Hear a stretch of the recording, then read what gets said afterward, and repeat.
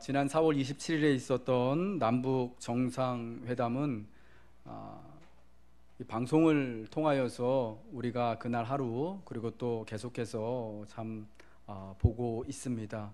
그 방송을 통하여서 역사적으로 65년 만에 두 정상이 만나는 장면, 그리고 또 이야기하는 장면, 모든 것들이 참 감동스럽게 다가왔습니다. 저는 사실은 분단 이후에 한참 지나고 나서 태어난 세대이기 때문에 사실은 북한, 우리가 같은 동포이고 같은 민족이라고 하지만 아마 북에 가족을 두고 오시거나 북에서 내려오신 분들이 아니라면 그렇게 크게 우리가 같은 민족인가, 그냥 다른 체제가 아닌가, 다른 나라 아닌가. 또 사실 우리가 그렇게 교육을 받아왔잖아요. 완전히 우리하고는 다른 사람, 다른 나라로 여기는 것이 더 많았던 것 같은데, 만나는 그 장면을 방송 기술이 좋아서 그런지는 모르겠는데요, 참 감동스럽게 다가오더라고요. 참 감격스럽다라는 마음이 들었습니다. 하루의 그 정상 만남을 통해서 두 정상이 이 선언문을, 또 세 가지 큰 선언문을 이렇게 발표를 했잖아요. 첫 번째 한반도 비핵화, 그리고 두 번째 올해 안에 종전을 선언하겠다. 전쟁이 우리만의 일이 아니라 그 당시에 6.25 전쟁이 미군도 참전하고 저 중국군도 참전하고, 그리고 많은 또 세상의 젊은이들이 와서 피를 흘리는, 어떻게 보면은 작은 세계 대전이었기 때문에 우리만의 그런 문제가 아니잖아요. 그래서 올해 안에 유엔을 통하여서 종전을 선언하겠다라는 것을 발표를 했고, 세 번째 한반도의 항구적인 평화 체제를 수립하는데 우리 같이 힘을 쏟겠다라는 거였습니다. 이 이야기를 두고 많은 또 사람들, 우리나라 국민들뿐만 아니라 또 많은 세계 사람들이 환호하고, 미국의 트럼프 대통령도 굉장히 이번 정상회담이 기대한 것만큼 정말 놀라운 일을 했다, 북미 정상회담이 기대된다라고 말할 정도로 지금 모든 또 세계의 사람들이 환영하고 또 반기고 있는 그러한 일이 참 일어났습니다. 그런데 여러분, 이 일이요, 사실은 우리가 올해 1월 달까지만 해도 생각하지도 못했던 그런 일들이었잖아요. 곧 전쟁이 날 것만 같은 그런 분위기였습니다. 작년 가을까지만 해도 북한에서 계속 미사일 쏴대고, 새벽마다 미사일 쐈다고 우리나라에 속보 나오고, 청와대에서 NSC 그 국가안전보장회의 새벽마다 모이고, 그래서 미국이 그 미사일이 괌까지 날아가고 하와이까지 날아가고 조금 있으면 캘리포니아까지, 본토까지 날아간다고 하니까 가만히 있지 않잖아요. 그래서 이제 북한의 핵시설 등에 대해서 선제 타격을 하겠다, 코피 작전을 쓰겠다라고 해서 곧 전쟁이 날 것만 같은 그런 심각한 상황이었다라는 거예요. 그런데 어느 날 우리 만납시다. 우리 같이 만납시다. 남북 정상이 만나고 북미 정상이 만납시다 라는 이야기가 뉴스로 나오더니 상황이 여러분 급 반전하기 시작했습니다. 대립만 하고 있던 남과 북이, 그리고 북과 미국이 이제는 대화할 수 있는 그러한 시기로 방향이 턴이 되어진 거죠.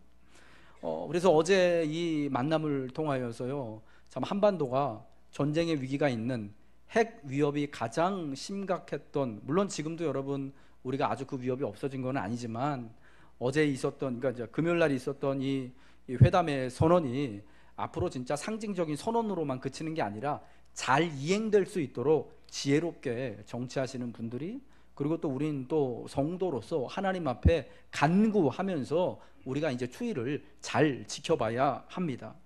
그러나 그 만남 자체가 가지고 있는 상징이요, 굉장히 무겁고 엄중한 것이었어요.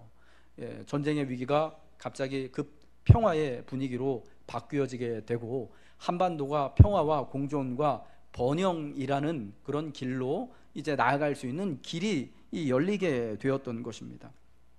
그 회담하는 그 시간 동안에 북의 그 김정은 위원장이 철도 얘기를 꺼냈잖아요. 지난번 평창 올림픽 할 때 평창까지 고속철도가 너무 잘 돼 있어가지고 편하게 갔다 왔다는 이야기가 들었다. 근데 우리 측 대통령이 북한에 방문하게 되면 교통이 좋지 않아 가지고 불편하실 거다. 그 얘기를 하니까 그날요 우리나라 철도주가 일제히 다 급등을 했답니다. 혹시나 이제 철도 얘기가 나와 가지고 북한까지 철도가 고속철이 딱 연결돼서, 여러분 그거 우리 꿈이잖아요. 이 남쪽에서 시작된 고속철이 북한 저 평양과 신의주와 또 백두산을 거쳐 가지고 저 만주벌판 지나서 러시아 유럽까지 가면은, 여러분 정말 그 우리가 상상하지도 못했던 그런 시대가 이 한반도에 이 열리게 되는 거잖아요. 그래서 여러분 그 주식 하시는 분들은 잘 아시잖아요. 금요일이 주식시장 마감하는 날입니다. 금요일 오후 5시. 예, 전화 해보진 않지만 옛날에 배웠어요.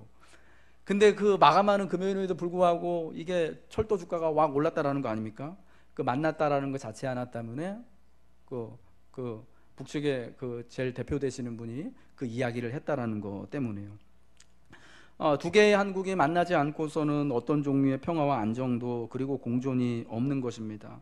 만남이 있은 후에라야 이러한 역사적인 일들, 한반도 비핵화를 이루고 평화 공존을 이루고 나아가서 정말 번영할 수 있는 길들이, 여러분 그런 기회가 생기는 것입니다. 그러면 저는 특별히 설교자로서 저는 이 만남이라는 것에 대해서 아주 정말 중요하게 바라보지 않을 수가 없는 것 같아요. 만남이 언제나 먼저인 다음에 그 다음에 이러한 역사적인 일들이 일어나게 되는 것입니다. 만남이 있은 다음에야 여러분 여러 가지 이러한 또 우리가 꿈꾸는 일들이, 바램들이 실질적으로 꿈을 꿀 수 있고 현실이 되어지기도 하는 거죠. 그러면 여러분 언제나 만남이 먼저이고 만남이 역사를 새롭게 하는 것이고요, 만남이 가장 중요한 것임을 기억하시기 바랍니다.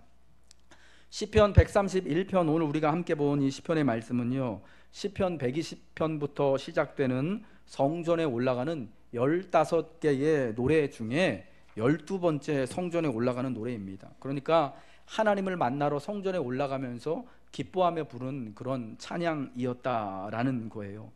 젖된 아이가 어머니 품에 있음을 가장 평안해하고 만족해하는 것과 같이 내가 성전에 올라가 하나님을 만나고 예배하는 것을 세상에 어떤 큰 일을 하는 것보다, 세상에 어디 가서 정말 좋은 휴양지에 가서 휴식을 취하는 것보다, 내가 정말 위대한 사람들을 만나는 것보다 하나님 가서 만나고 하나님 품에 있는 것을, 하나님과 함께 동행하는 것을 내가 가장 기뻐하고 그때가 내가 가장 행복하다, 그때 위로와 평안을 누린다라고 고백을 하는 것입니다.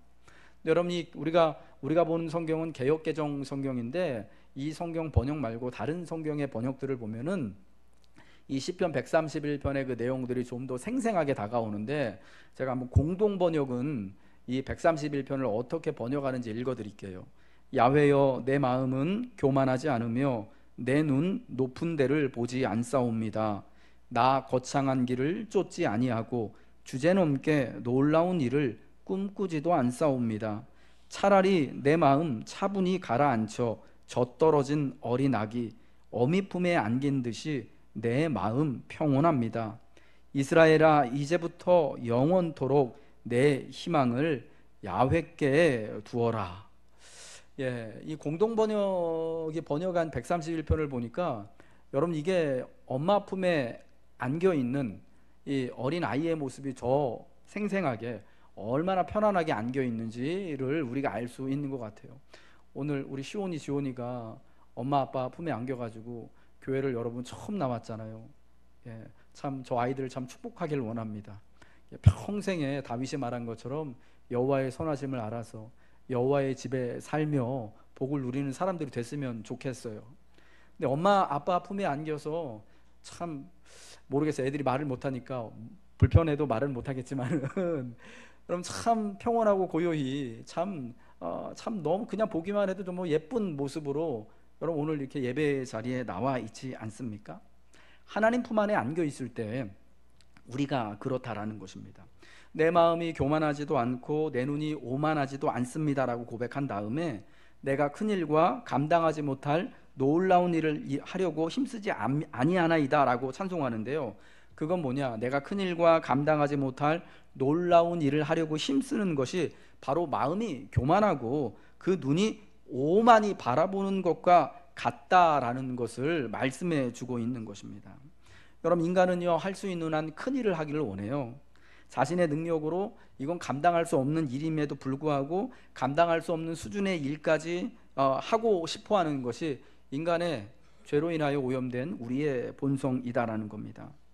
사람은 얼마나 내가 큰 일을 하느냐, 얼마나 위대한 사람들과 함께 하느냐, 얼마나 자기 자신을 극한으로 몰아가서 자기가 할 수 있는 것보다 150%, 200% 이상의 큰 일을 감당하느냐에 따라서 저 사람 정말 대단한 사람이다, 저 사람 정말 위인이다, 저 사람 정말 높이 박수 쳐줘야만 할 것 같다 라는 평가를 받습니다. 좀 더 큰 일을 해야만 이 공동번역이 말하는 것처럼 거창한 길을 쫓아가고요, 자기는 비록 그렇지 않지만 거창한 길을 쫓고 거창한 것을 말하고 주제넘게 놀라운 일을 해야만 사람들이 우와 하고 바라봐주고 그래야지 칭찬하는 것 같거든요. 여러분, 그래서 죄된 우리의 본성은 항상 거창한 일, 항상 내 주제에 넘는 큰 일을 꿈꾸고 내가 이런 거 해야겠다라고 마음을 먹고 자기가 할 수도 없으면서 그러한 길을 쫓아서 나선다라는 것입니다. 그럼 그러다 보니 어떤 문제가 생깁니까?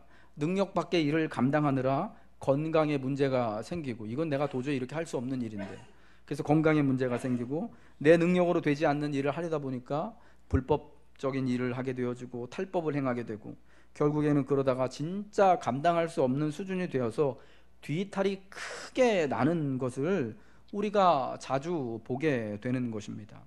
여러분, 인간의 노동은요, 하나님 우리에게 일을 주셨을 때 일은 원래 신성하고 우리를 굉장히 이게 유익을 주는 것이었습니다.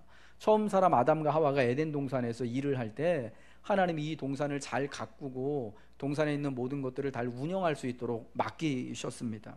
그래서 하나님을 대신해서 세상을 돌보는 것, 이게 여러분 정말 복된 일이었다라는 거예요. 그러면서 그 돌보는 것을 통하여서 또 자기 스스로도 이 만족을 누리고 또 그 삶이 온전케 되어지는 것을 경험하도록 하신 것입니다.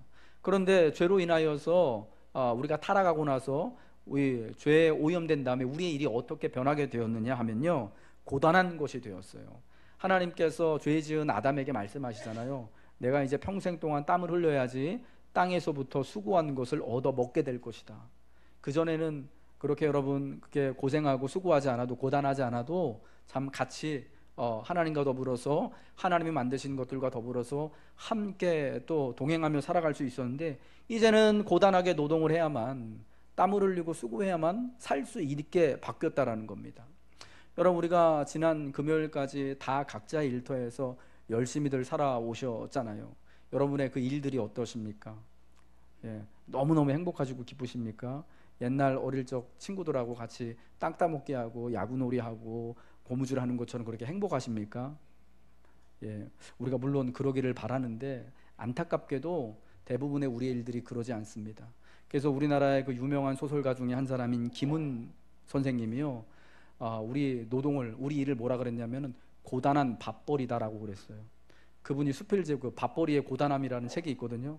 거기 보니까 우리가 일이요, 우리의 일이 이 고단한 밥벌이라는 거예요. 밥벌이 하려고 고단한 일을 한다라는 거죠. 그렇게 바뀌었고요.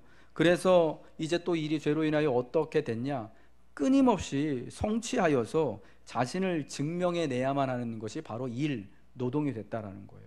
내가 나 자신을 지키기 위해서, 내가 나란 존재를 세상에 어필하기 위하여서, 증명하기 위해서 내가 큰 일을 해야 되고, 거창한 일도 좋고 감당 못할 주제 넘을 일이지만 그런 거 해야 되는 게 돼버리게 됐다라는 겁니다. 그러나 결코 닿을 수 없고, 그러나 결코 완성할 수 없는 것이 우리의 일, 그래서 더 비극적이고 그래서 더 하지 못해서 괴로운 것이 우리의 일, 노동이 되었다라는 것입니다. 오늘 시편 131편 다윗의 시라고, 다윗의 노래라고 알려져 있는데, 이 시편 131편에서 이 131편을 노래하는 다윗은요, 자신은 나는 큰 일과 감당하지 못할 놀라운 일을 하려고 나 힘쓰지 아니합니다 라고 말하고 있습니다. 왜 큰 일과 감당하지 못할 놀라운 일, 거창한 길을 나는 쫓아가지 않고 주제넘게 내 주제에 정말 뛰어넘는 그런 놀라운 일 나는 꿈도 안 꾸겠습니다라고 하는 이유가 뭘까요? 저는 두 가지 말씀드리고 싶어요. 첫 번째는 앞에서도 말씀드렸지만, 자기가 감당하지 못할 큰 일과 거창한 일을 쫓아가다 보면은 결국에는 반드시 뒤탈이 나기 때문이에요. 여러분, 우리나라 뭐 이런 얘기 해도 되는지 모르겠는데요. 우리나라 그 자동차 시장에 그 트럭 1톤 트럭 요즘에 제일 많이 팔리잖아요. 그 생계 창업용으로 1톤 트럭이요. 예. 제일 많이 팔린대요. 자가용, 어떤 자가용보다 제일 많이 팔리는 차가 트럭이랍니다. 트럭. 근데 지금은 트럭이 우리 뭐 H사에서 나오는 것도 있고, 그리고 K사에서 나오는 트럭도 있는데, 그 IMF 때요, 삼성에서 자동차 만들 때 거기서도 1톤 트럭 나오는 게 있었습니다. 근데 차를 참 잘 만들었대요. 근데 얼마 지나지 않아 가지고 이 트럭이요, 그 회사가 문 닫았잖아요. 그리고 그 트럭도 자취를 감추게 됐는데,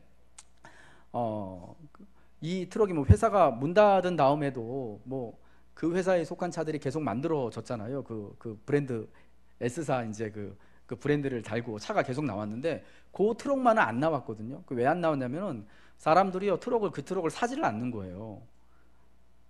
예, 안 사는 거예요. 우리나라 트럭 수요가 그렇게 많은데, IMF 터지고 그리고 2007년에 모기지 사태 나면서 점점 트럭 수요가 많아지는데, 그 트럭만 안 팔려가지고 이게 단종이 된 거예요. 여러분, 왜 그랬냐면은 1톤 트럭으로 만들었는데, 보통 우리나라의 트럭들은요, 트럭을 이제 가지고 일하시는 분들이요, 과적이 일상이랍니다. 과적. 그러니까 보통 1톤 트럭에 S사에서 삼성에서 만든 그 트럭이요, 1.2톤까지 실을 수 있도록 만들었는데, 넉넉하게. 근데 우리나라 그 트럭을 끄시는 분들은 보통 1톤 트럭에다가 2톤을 놓고 다닌대요. 더블로. 그러니까 이게 차가 견딜 수가 없어가지고 얼마 못 가서 퍼져버리니까 사람들이, 야, S사 트럭 후졌다. 이거는 못 써먹겠다. H사, K사 그 트럭을 사는 거예요. 왜냐면 걔네들은 분명히 1톤 트럭인데 막 2톤 올려도 끄떡없는 거예요. 그러니까 이게 그 트럭이요, 감당이 안 되니까 퍼진 거예요. 없어진 거예요. 단종이 되어져 버린 것입니다. 예, 뒤탈이 날 수밖에 없는 거죠. 여러분, 1톤짜리 트럭에다가 2톤 정도 물건 실으면요, 그 차가, 예, 우리나라 참 기적을 만드는 그런 나라예요. 1톤짜리가 2톤을 싣고 다녀도 끄떡없는, 예, 차들이 굴러다니는데, 아무튼 뒤탈이 날 수밖에 없는 것입니다. 예, 내가 본인 스스로가 그런 큰 일을 감당하려고 하다가 망가지기도 하고, 자기뿐만 아니라 관계가 망가지기도 하고, 뭐 가족들의 사이에 어려움이 있기도 하고 한다거나, 평생을 동역자로 함께 비즈니스 파트너로 사셨던 분들하고 어려움이 생기기도 한다거나, 내가 속한 사회하고 공동체가 와 더불어서 마음 상하는 일이 있거나 깨지는 일이 있거나, 이런 일이 생기게 된다는 거죠. 능력 이상의 것, 감당할 수 있는 이상의 것을 욕심내기 때문에 오는 필연적인 일이다라는 것입니다. 예, 그래서 우리는 언제나 하늘 아버지를 의지해야 하는 것입니다. 예, 다윗이, 하나님, 나는 큰 일도 그리고 내가 감당하지 못할 놀라운 일을 하려고 나 힘쓰지 않겠습니다라고 하는 거는요, 나는 하나님만 의지할 겁니다. 하나님이 계시니까 나는 너 주제 넘을 이 일을 내가 꿈꿀 이유도 없고, 감당하지 못할 이 큰 일을 내가 하지 않아도 됩니다. 나에게는 하나님이 있습니다 라고 고백을 한 거예요. 여러분, 세상에는요, 우리가 감당하지 못할 일들과 큰 일들이 참 많이 있습니다. 하나님의 사람인 다윗에게도 여러분 그러한 일들이 많이 있었을 겁니다. 다윗은 한 나라의 왕이었고 장군이었고, 사실은 그가 우리하고 비교해 보면은 굉장히 큰 능력과 힘과 권세를 가지고 있는 사람이었습니다. 그러나 그럼에도 자기의 한계를 잘 알았어요. 예, 그래서 하나님, 물론 내가 할 수 있는 일에 대해서는 내가 왕으로서, 장군으로서, 권세자로서, 또 집의 가장으로서 할 수 있는 일은 내가 내 능력 안에서는 열심히 하겠지만, 그러나 내 능력 벗어나는 일에 대해서는 내가 다 하나님께 맡깁니다 라고 했던 거예요. 여러분, 그 예로서 다윗의 인생에서 다윗의 그 네 번째 아들 압살롬이가 반역 사건을 일으켰을 때 다윗이 여러분 어떻게 합니까? 예, 같이 맞서 싸우지 않고 예루살렘 성을 비우고 자기 수하들하고 피난을 가는 거 아니겠습니까? 예, 이 모든 것들을 다 하나님께 맡긴다라는 거예요. 예, 자기가 자기 왕권을 지키고 왕궁을 지키기 위해서 자기가 가지고 있는 권세와 사람들을 가지고 바로 그 순간에 대적할 수도 있을 텐데, 그러지 않고 나는 이거는 내가 하는 일이 아니라 하나님께로부터 난 일이기 때문에, 내가 감당 못할 일이기 때문에 하나님께 맡기고 나는 일단 물러갑니다를 선택하게 되는 것입니다. 여러분, 우리는 피조물들입니다. 하나님이 지으신 존재들입니다. 그것도 또 약하디 약한 흙으로 지은 존재입니다. 하나님이 우리를 강철로 스테인레스 스틸로 만든 게 아니라 여러분 왜 흙으로 만드셨겠습니까? 너 약하다라는 거예요. 부서지기 쉽다라는 거예요. 그래서 인생에는요 감당 못할 큰일 하나님이 아니고서는 하나님이 해결해 주시지 않고서는 내가 할 수 없는 일들이 너무나 많게 되는 거예요. 그러므로 말미암아 흙으로 만들어진 인생이요 전능하신 여호와 하나님을 찾고 의지하고 또 스스로 초월자이신 하나님으로 말미암아 구원과 은혜를 받아 누리도록 하기 위해서 여러분 우리에게는 이러한 큰 일들 어려움들이 있게 된다라는 것입니다. 이 창세기 4장 16절 이하에 보면은 여호와를 떠난 가인이 여호와를 떠났다라는 표현이 참 재밌는데요. 그거는 이제 하나님하고 빠이빠이 했다라는 거거든요. 하나님 없이 살겠다라는 거거든요. 가인이 그리고 그의 후손들의 삶의 이야기가 나옵니다. 근데 그 이야기가 우리가 믿음이 없이 보면은 세상적으로 보면은 세상에 이제 문명이 시작된 이야기, 세상에 도시가 건설된 이야기, 참 좋은 이야기로 보입니다. 그러나 성경은요 그 가인과 가인의 후손의 이야기가 하나님을 완전히 떠난 이야기로 말씀을 하고 있습니다. 가인이 하나님을 떠나서 한 일이 뭐냐면요 한 곳에 들어가서 성을 쌓고 자기 아들의 이름을 따서 그 성 이름을 짓고 성을 쌓은 거예요. 그리고 거기에 자기 사람들을 불러 모으고 여러분 거기서 문화라는 것 거기서 만들어낸 겁니다. 왜 성을 쌓았습니까? 혹시라도 자기를 살해하려고 하는 피해 보복자로부터 자신을 지키기 위해서. 하나님을 떠나니까 자기를 지켜줄 존재가 없거든요. 그러니까 스스로가 스스로를 지키기 위해서 성을 쌓고 그 안에서 살아가게 되는 거예요. 여러분 그게 인간 세상적인 표현에 보면은 문화가 시작이고 번영이라고 말할 수 있겠지만 그러나 성경은 그것이 분명한 하나님으로부터의 고립과 단절 그리고 타락의 연속이었다라고 경고를 해주고 있는 것입니다. 내 마음이 교만하지 아니하고 내 눈이 오만하지 아니하오며 내가 큰 일과 감당하지 못할 놀라운 일을 힘쓰지 아니한다는 고백은 그러므로 나는 오직 전능하신 하나님만을 바라보고 의지하겠습니다 라는 표현인 것입니다.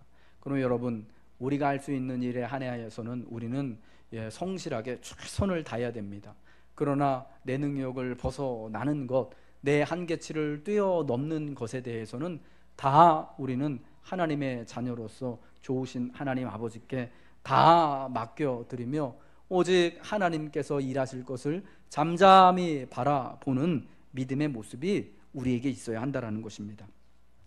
큰일과 감당하지 못할 놀라운 일을 하려고 힘쓰지 아니하는 대신 우리가 해야 할 일이 있습니다. 그것은 이 시편 131편 2절에서 말씀하는 것처럼 젖된 아기가 그의 어머니 품에 있음 같이 여호와 하나님 품 안에 있는 것입니다. 일어나 함께 가자고 손 내밀어 나를 부르시는 하나님의 부름에 그분의 손을 맞잡고 동행하는 것입니다. 이 젖된 아기가 그의 어머니 품에 있음 같다라는 부분을 분당 우리 교회 이찬수 목사님이 이렇게 해석을 하셨더라고요. 더 이상 이 젖된 아기는 엄마로부터 젖을 먹을 필요가 없는 좀 큰 아이예요. 우리 시온이 지온이는 아직도 이제 우유를 먹고 있고 한데 여러분 이제 돌 좀 지나면 아이들이 젖을 안 먹고 이유식을 시작하고 그러다가 점점 이제 좀 부드러운 거 먹다가 단단한 거 먹다가 엄마 아빠 먹는 거 비슷한 거 이제 먹기 시작하잖아요. 그러니까 이 젖된 아이가 그런 이제 좀 큰 아이다라는 거예요. 한 돌 지난. 그래서 더 이상 엄마 젖을 찾지도 않고 먹을 필요도 없는 이미 맛있는 거 맛을 알아버린 그런 아이인 거예요. 그런데도 불구하고 엄마 품에 있다라는 거예요. 여전히 엄마 품 안에 머물면서 엄마 품 안에 있는 것이 가장 좋고 행복하고 가장 기쁘고 평안하다라는 거예요.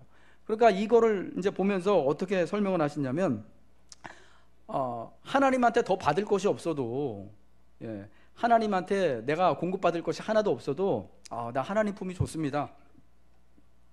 내게 하나님이 선물로 주시는 것보다 나는 하나님이 더 좋습니다라고 이제 고백하는 것이 젖된 아이가 마치 엄마 품에 있는 것처럼 우리가 여호와 하나님 품에 거하는 그런 모습이다라는 거예요.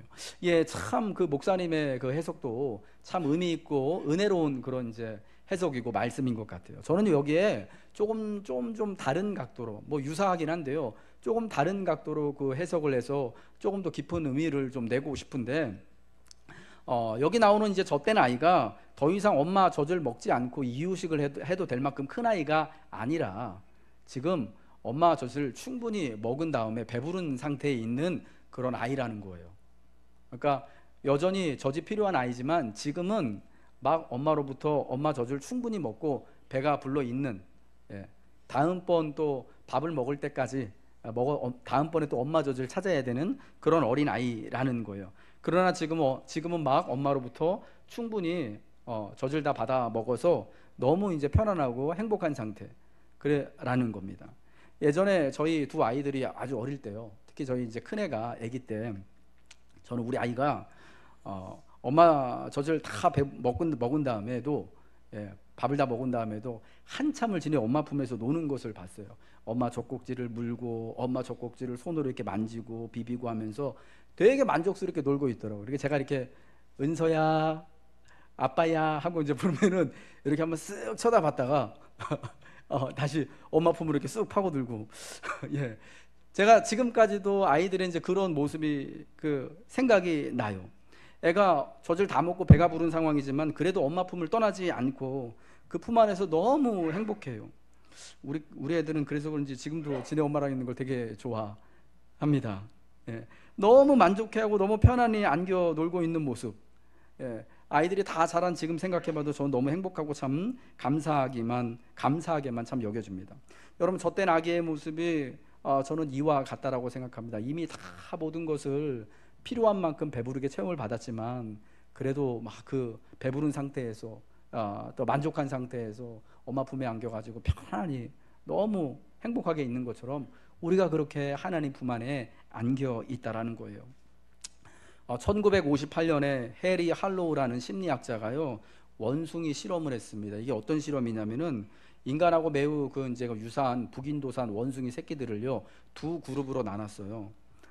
칸막이로 이제 칸을 분류해 가지고요 네 마리씩 넣어놓고 양쪽 칸막이로 분류된 이 칸막이 박스에다가 원숭이 엄마 인형을 갖다가 놨습니다. 한쪽에는 철사로 인형을 만들어 가지고 놓고요, 반대편에는 천으로 헝겊 인형을 만들어 가지고 엄마 모양에 이제 갖다가 놨습니다. 그리고 각각의 이제 원숭이 엄마 인형한테 우유병을 이렇게 딱 갖다 놨어요. 예. 그러니까 애들이 놀다가 마치 이제 엄마 젖 먹는 것처럼 그 인형한테 가가지고 우유를 먹는 거예요. 근데 이제 이 실험자들이 이 원숭이들이 젖을 먹는 거를 이제 우유병 가짜 엄마들한테 달라붙어서 이제 우유를 먹는 것을 여러 날을 봤는데, 이 철서 원숭이 엄마를 통해서 우유를 먹은 애들은요, 이 헝겊 엄마를 통해서 먹은 애들에 비해서 이게 우유를 먹어도 소화를 잘 못하더래요. 자주 설사를 하더래요. 헝겊 엄마한테 우유를 먹은 애들은 뭐 그런 게 전혀 없었는데 소화도 잘하고 또 설사도 안 하고 했는데, 이상하게 철서 엄마한테 밥을 먹은 애들은 소화를 못 시켜가지고 그렇게 설사를 많이 하더래요. 그래서 시간이 지나 좀 더 흐른 다음에 이 가운데 있던 칸막이를 치웠답니다. 그러자 철서 엄마 쪽에 있던 네 마리 새끼 원숭이들이 다 어디로 갔냐? 헝겊 엄마 있는 데로 다 몰려가 있어 거기 있는 거예요. 예, 그 엄마하고 막 8마리 원숭이 새끼가 헝겊 엄마 인형한테 다 들러붙어 있는 거예요. 그러다가 밥 먹을 때만 되면 원래 철서 엄마한테 있던 네 마리 새끼들은 거기 가서 우유병만 빨고 그다음에 다 먹은 다음에 다시 철서 엄마는 쳐두고 헝겊 엄마한테 가가지고 있더라는 거죠. 여러분, 이 실험을 통해서 밝혀진 게 뭐냐면요, 이 원숭이, 그리고 특별히 원숭이 알아보려고 실험한 게 아니라 우리의 마음이랑 우리의 소유, 우리의 욕구가 진짜 우리가 바라는 게 뭔지, 사람이 바라는 게 뭔지를 밝히려고 이 원숭이 실험을 한 건데, 정말 우리에게 필요한 것은 뭐냐면 이 우유병 같은 육체적인 소욕이 아니라 욕구가 채워지는 것이 아니라 사실은 더 우리들이 원하고 바라는 욕구, 더 원하는 이제 것은 뭐냐, 바로 접촉과 애착과 애정의 욕구라는 거예요. 친밀감, 같이 만나고 같이 애착하고 하는 것이 우리에게 있어서 정말 중요한 요소다라는 사실을 확인을 하게 된 거예요. 그러니까 육체의 소욕보다 인간관계의 친밀함이, 그리고 함께하는 것이, 이렇게 안아주는 것이요, 접촉이, 이게 훨씬 더 우리가 사모하고 필요한 것이다라는 것입니다. 여러분, 가정에 가셔서 여러분 이것을 여러분 꼭 기억하셔서 좀 실천을 해보셨으면 좋을 것 같아요. 돈 많이 벌어다가 용돈 많이 아이들한테 주고 좋은 거 입혀주고 맛있는 거 사주고 하는 것보다 여러분 스마트폰 뭐 아이폰 비싼 거 요번에 나온 저기 갤럭시 S9 그런 거 사주는 것보다 더 중요한 게 있는데, 그게 뭐냐면요, 아이들 때때로 안아주고, 예, 접촉해주고, 또 포옹해주고, 이렇게 또 인정해주고 축복해주는 거. 여러분 이게 사실은 훨씬 중요하다라는 것입니다. 현대 심리학과 발달학과 과학이요 1958년이 되어서야 이 밝혀낸 사실, 인간에게는 육체의 소욕보다 이렇던 정서적인 만남과 접촉과 안김이, 이것이 애정이 훨씬 중요하다라는 것을요 성경은 이미 이 시편 131편에서 말씀하는 것처럼 이미 오래 전에 우리에게 말씀을 해주고 있어요. 예. 피가 있고 살이 있는 인간에게, 그리고 영혼에게 정말 중요한 것은 큰 일을 이루는 것, 성취하는 것, 자기의 욕구를 해소하는 것 등이 아니라 사실은 접촉을 통해서, 만남을 통해서 오게 된다라는 것입니다. 누구와의 접촉, 누구와의 관계, 누구와의 만남이 중요한가? 바로 어머니 품에 젖된 아기가 안겨 있는 것과 같이 우리의 영혼이 고요하게 평안하게 하나님과 함께 해야지, 하나님 품에 안겨 있어야 함이 여러분 우리의 일생에 있어서, 우리의 삶에 있어서 정말 중요한 욕구가 채워지고 정말 중요한 일이다라는 것임을 기억하시기 바랍니다. 여러분 한번 옆에 계신 분하고 한번 안아주실 수 있는 분을 한번 안아주시면 좋을 것 같고요. 한번 악수들 한번 해보시기 바랍니다. 사랑합니다, 축복합니다, 악수 한번 해보세요. 예, 우리 조용익 집사님은 기상이 한번 이렇게 한번 허그해 주셔도 좋을 것 같아요. 예, 그 남남인 분들끼리 그러시면 안 되고요. 예, 예, 이 접촉하고 안아주고 포옹하는 것을 통하여서요 우리의 영혼이 여러분 참 큰 만족과 위로와 평온을 누리게 되는 거예요. 여러분 엄마 품에 안긴 젖된 아기 같이 하나님 품에서 고요와 평안을 누리시기를 축복합니다. 누가복음 15장의 탕자가 여러분 존귀 여김을 받고 높아진 때가 여러분 언제입니까? 그가 정말 삶에서 평안과 위로를 누린 때가 언제입니까? 아버지가 준 거 다 말아먹고 다시금 집에 돌아와서 아버지가 그를 안아줬을 때, 아버지 품에 안겼을 때 가장 큰 인생의 평안과 위로를 누리고 가장 존귀 여김을 받게 되는 것 아니겠습니까? 내가 우리 아버지보다 더 큰 일을 이루겠다, 내가 정말 거창할 수 없는, 지금은 감당할 수조차 없는 놀라운 일을 내가 나가서 하겠다라고 신나서 딱 나갔는데 여러분 결국은 다 망하고 돌아와서 진짜 행복과 진짜 성공과 진짜 위로는 아버지 품 안에 있구나 라는 것을 탕자가 발견하고 깨닫게 된 것입니다. 참 인정과 참 행복, 참 인생의 성공은 오직 우리가 하나님 아버지 품 안에 있을 때라야지 우리는 누릴 수 있게 되는 것입니다. 하나님 아버지 품 안에 있을 때라야 우리는 큰 일도 그리고 또 어제는 감당할 수 없었던 일들도 감당할 용기와 힘을 얻게 되기 때문입니다. 여러분 어린 아이들이 자기가 할 수 없는 일을 하게 되는 때가 있습니다. 여러분 그게 언제인 줄 아십니까? 예? 엄마랑 할 때, 아빠랑 같이 할 때입니다. 엄마랑 같이 동화책을 읽을 때 아이들이요 글을 배우게 되는 거예요. 같이 책 읽어 나가는 거예요. 그러면서 글을 읽는 거예요. 아빠랑 같이 가서 축구를 하고 야구를 하고 놀이를 하고 씨름을 하면서 애가 튼튼하게 건강하게 신체가 또 육신이 영혼이 발달하게 되는 거예요. 저희 아이들 5살 3살 때 만으로요 미국 나이로 5살 3살 때 미국으로 갔잖아요. 제가 유학 가는 바람에 우리 아이들도 조기 유학 이민을 가게 됐는데 여러분 그때 일이 아직도 잊혀지지가 않아요. 저는 큰 이사를 몇 번 했거든요. 여기서 캘리포니아 간다고 가고, 캘리포니아에서 루이지애나로 또 간다고 가고, 그 미국 내에서 미국 내로 이사하는 것도 여러분 그 되게 그 해외 나가는 거하고 비슷하거든요. 그리고 또 거 미국에서 또 루이지애나에서 또 한국 들어올 때 이렇게 큰 이사를 3번을 했는데 여러분 저 그때마다 제가 결정을 했지만 공부하러 가자, 예, 이민 목회하러 가자, 제가 결정을 했지만요 그 결정을 해놓고 굉장히 사실은 무서웠어요. 가서 아내랑 이 어린애들 데려가가지고 내가 잘 살 수 있을까, 공부는 잘할까, 목회는 잘할까, 애들을 어떻게 건사하지, 내가 무슨 일이 있어가지고 내가 뭐가 잘나고 영어가 잘 돼서 뭐 거기서 뭐 잡을 잡아서 이렇게 좀 일을 해서 애들 먹이고 해야 되는데 뭐 그런 것도 하나도 못하고 결정된 건 하나도 없고 굉장히 사실은 무서웠어요. 근데 우리 아이들이요 나가는데 그날 이제 미국에 처음 가는데 신났어요. 얘네들은. 우리 특히 이제 큰 놈은요, 비행기를 처음 타거든요. 그러니까 비행기 탈 거에 너무 신나가지고 신이 나가지고 막 룰루랄라 그러면서 공항 출입국 심사대 앞으로 당당히 이분이 걸어 나가셨거든요. 거칠 게 없으셨어요. 이분은요. 그냥 너무 행복해요. 비행기 안에 타서도 막 12시간 정도 비행기 타고 태평양 건너가는데도요, 나는 되게 피곤하고 힘들고 괴로운데 얘는 너무 신나는 거예요. 긴장하는 것도 하나도 없고 그냥 여행 가는 건 거예요. 얘는요, 엄마 손잡고 아빠 손잡고 붙잡고 엄마랑 아빠랑 같이 가서 그냥 가는 거예요. 엄마랑 같이 가니까 비행기도 타게 되어지고, 엄마랑 아빠랑 같이 가니까 거기 가서 한 번도 만나보지 않았던 뭐 시꺼먼 애들도 있고 하얀 애들도 있고 뭐 이상한 애들도 많이 있는데 거기 올려가지고 공부도 하게 되고, 한 번도 들어보지 않았던 말인데 어찌어찌 하다 보니까 막 지도 막 따라하게 되고 막 말하게 되어지고, 여러분 그렇게 되더라고요. 여러분 그런 능력이 어디서 나오는 거예요? 예, 비록 못난이 아빠지만 뭐 아빠랑 같이 가니까 우리 엄마 속으로는 우리 엄마가 어떤 마음을 하고 있는지 모르지만, 그래도 엄마랑 같이 가니까 여러분 편안하게 가는 거예요.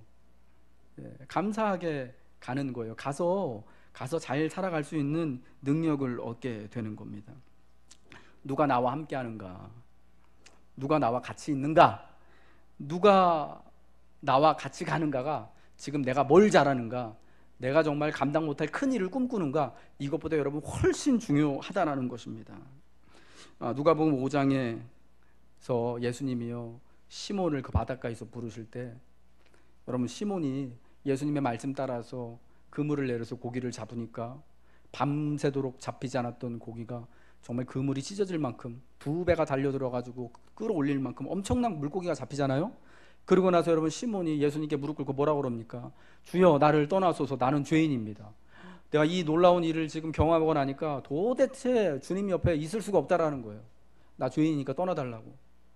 여러분 주님 앞에 이 존경과 두려움의 마음을 담아서 그렇게 고백을 합니다. 시몬은 감히 주님 앞에 설 수도 있는 그런 능력이 없는 그런 존재입니다. 죄인입니다. 그런데 예수님이 그때 시몬에게 뭐라고 그럽니까? 예수님이 손을 내미시면서 나랑 같이 가자. 내가 너로 하여금 사람을 낚는 어부가 되게 하겠다. 여러분 죄인이요, 그렇게 예수님 앞에 나를 떠나소서라고 말했던 시몬, 우리와 같은 시몬이 예수님이 내가 너로 하여금 사람을 낚는 어부가 되게 하겠다 말씀하시니까 예수님과 함께 하니까 여러분 예수님 제자가 되잖아요. 나중에 사도로서의 사역을 여러분 얼마나 근사하게 감당합니까? 여러분 그게 시몬이 대단해서 그런 겁니까? 시몬이 능력이 있어서 그런 겁니까? 아니잖아요. 예수님이 부르시고 예수님이 함께 하니까 시몬이 베드로 되는 거 아니겠습니까? 사랑하는 성도 여러분, 우리가 엄마 대신 하나님 품에 안겨 있다는 것, 우리가 아빠 대신 하나님 품에 안겨 있다는 것은 우리가 혼자가 아니라는 거예요. 혼자면 이 일도 고민하고 저 일도 고민되고 했을 것입니다. 내가 잘하는 것보다 못하는 게 훨씬 많기 때문에 두려움이 훨씬 컸을 것입니다. 그러나 엄마 대신 하나님께서 계십니다. 아빠 대신 하나님께서 여러분을 품고 계십니다. 일보다 그리고 큰 일을 하는 것보다, 인생에 감당 못할 일을 하려고 하는 것보다 하나님 품에 거하는 것이 더욱 복된 일, 참된 행복이며 성공을 누릴 수 있는 길임을 믿으시기 바랍니다. 오늘 이 귀한 주의 날 예배하며 주님 안에 있는 것은 우리가 주님 품 안에 안겨 있기를 소원합니다 라고 결단하는 것인 줄로 믿습니다. 오늘의 이 예배를 통하여서, 그리고 또 오늘 한날 우리가 주님 품 안에 여러분 가족과 더불어 교회와 더불어 안식함으로 주께서 주시는 위로와 평안과 능력을 마음껏 누리시길 주님의 이름으로 축복합니다.